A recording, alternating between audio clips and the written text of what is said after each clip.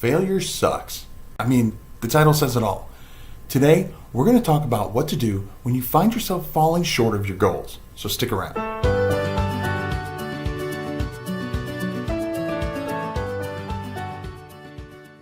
Hey, Right Riders. It's Keith Wheeler here, and if you want to continue to get all the hints, tips, and tricks on how to make self-publishing easier, then be sure to subscribe to the channel.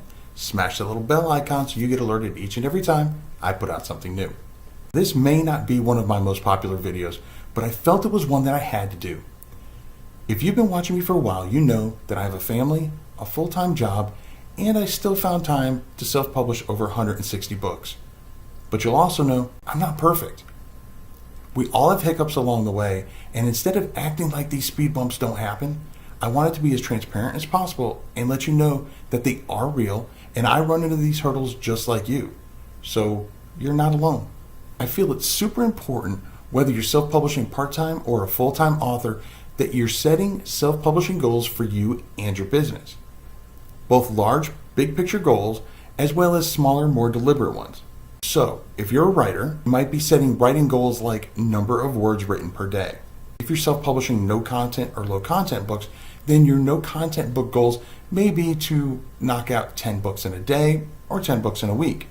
If you want to know how to handle low book sales, people will tell you just put out more books. But the truth is, first, you should have a goal.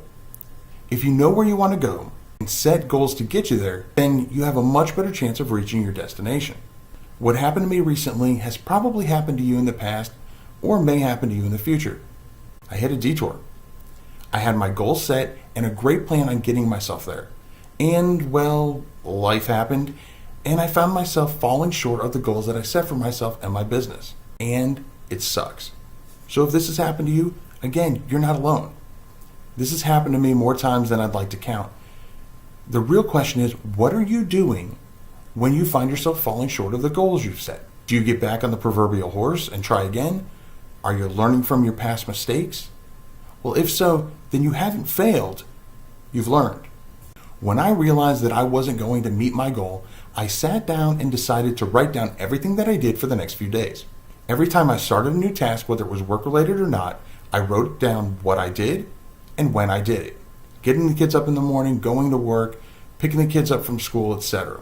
It didn't matter what it was, I jotted it down, and you know what I found out? I found missed areas of time where I could have been working on my business. For example, I absolutely love the self-publishing books business, and I followed quite a few amazing self-publishing blogs and YouTube channels.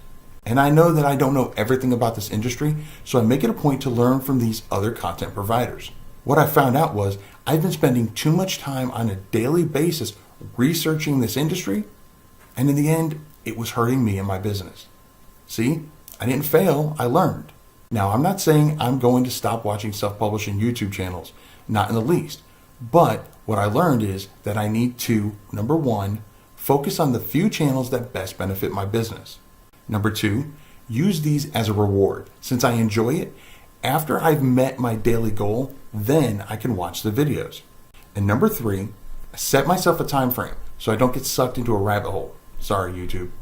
So I've decided that the best channels for my business are Self-Publishing with Dale for his all-around knowledge of the industry, Kelly Publish for the no-content books and merch aspects of my business, Book Launchers for dialing in on my nonfiction brand, and Chris Fox to help my fiction author side improve.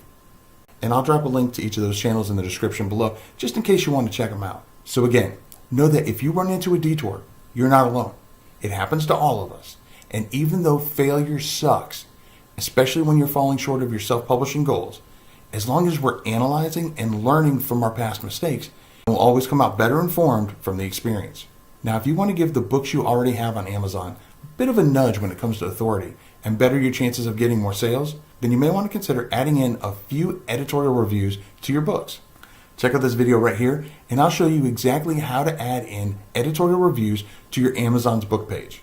Or you can click on this video that YouTube thinks you'll enjoy as well. I'll catch you in the next video, and remember to write right.